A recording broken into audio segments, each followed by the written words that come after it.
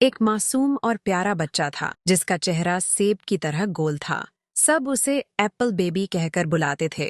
सुबह उसने चमकदार सेब उठाया और मासूमियत के साथ मुस्कुराया, जैसे असली दौलत अल्लाह की दी हुई रोजी में छुपी हो। सबक यह है कि हमेशा हलाल रोजी की कद्र करनी चाहिए और छोटी छोटी चीजों में भी खुशी ढूंढनी चाहिए। सेब खाकर बच्चा खड़ा हुआ और घास पर खेलने लगा। उसकी हंसी और मासूमियत हर तरफ फैल गई। सबक यह है कि बच्चों की हंसी घर की रूह होती है, इसलिए माँ बाप को अपने बच्चों के लिए प्यार और समय निकालना चाहिए। दिन ढलते ही बच्चा घर वापस गया और माँ की गोद में दौड़कर जाकर लिपट गया।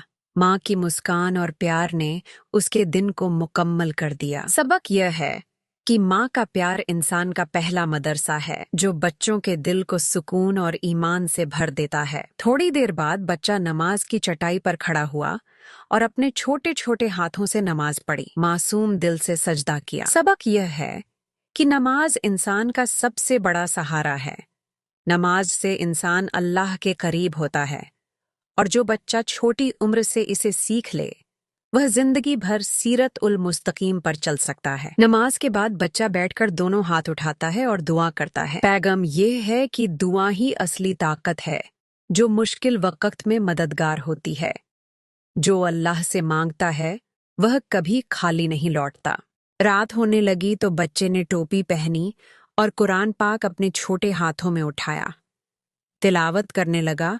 उसके हर लफ्ज से नूर फैल गया। सबक यह है कि कुरान जिंदगी का सबसे बड़ा रहनुमा है। जो इस किताब को पकड़ ले उसकी जिंदगी रोशन हो जाती है। थकान के बाद बच्चा बिस्तर पर लेटकर मुस्कुराया और नींद की गोद में चला गया। पैगाम यह है कि जिस दिन की शुरुआत अल्लाह की रहमत और हलाल रोजी से हो और जिसका दिन अल्लाह की इबादत और माँ बाप के प्यार में गुजर जाए, उस दिन का अंजाम हमेशा सुकून और बरकत से होता है।